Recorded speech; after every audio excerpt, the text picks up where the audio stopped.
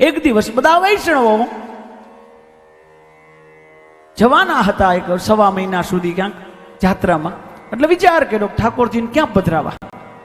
એટલે એક કોઈ મોટા વૈષ્ણવ હતા, બધાએ કીધું કે તમે આ ઠાકોરજીની સેવા કરજો. એટલે બધાએ પોતપોતાના ઠાકોરજીને પધરાવ્યા અને ઘણા ટાઈમે બધાય ઠાકોરજી ભેગા થયા.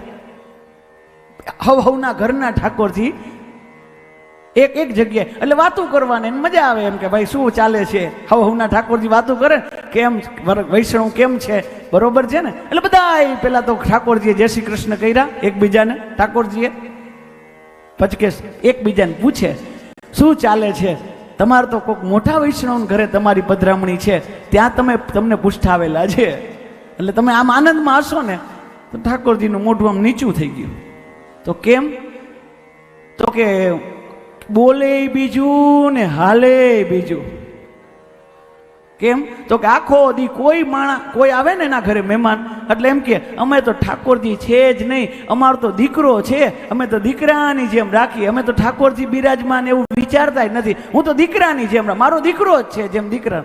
પણ એ બોલે એવું તો હું રાજી થઈ જાઉં. ઠાકોરજી કયો એ કે બોલે ને તો હું રાજી થઈ જાઉં કે વાહ, આ તો મને મૈયાનો પ્રેમ મળશે, માં જશોદાના રૂપમાં હું એને જોવા લાગુ.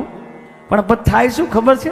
દિવાળી આવે ને, દિવાળી એટલે થેલા લઈને વસ્તુ લઈ આવે, કપડાના આન તેના બધા આખા પરિવારના. એટલે પછી આમ મોટા થેલા હોય ને, એટલે પછી એક આમ ઓલી સાડી કાઢે.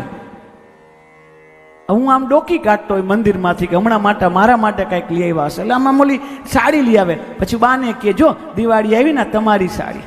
પછી મને એમ થયું થેલો મોટો છે, કદાચ હું નાનો તો મારા નાના કપડાં તો હેઠે હોય, પણ પછી બીજી કપડાં બાપુજીને આપે, મીઠાઈ લઈ આવે, એ છેલ્લે કામવાળા માટે લઈ આવે.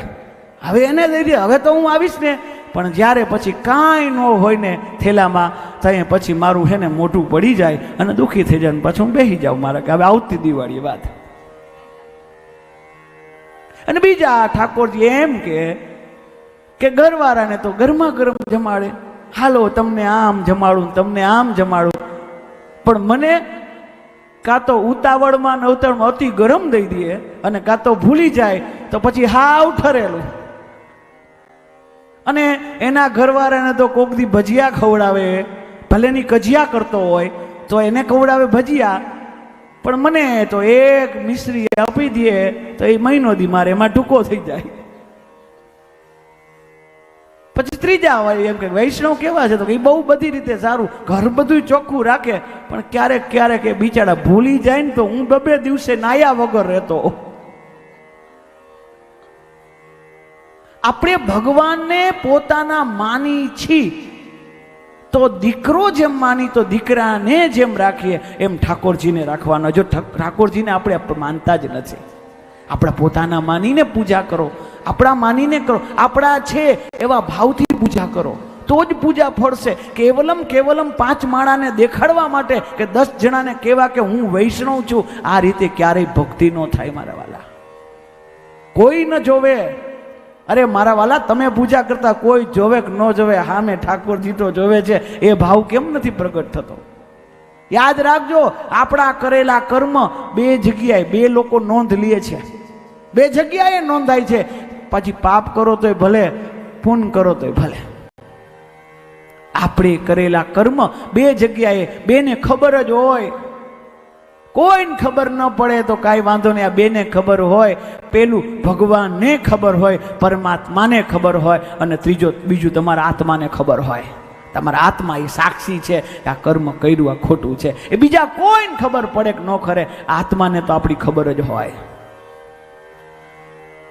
તારા આત્માને ઓળખા વિના રે લખ 84 રે.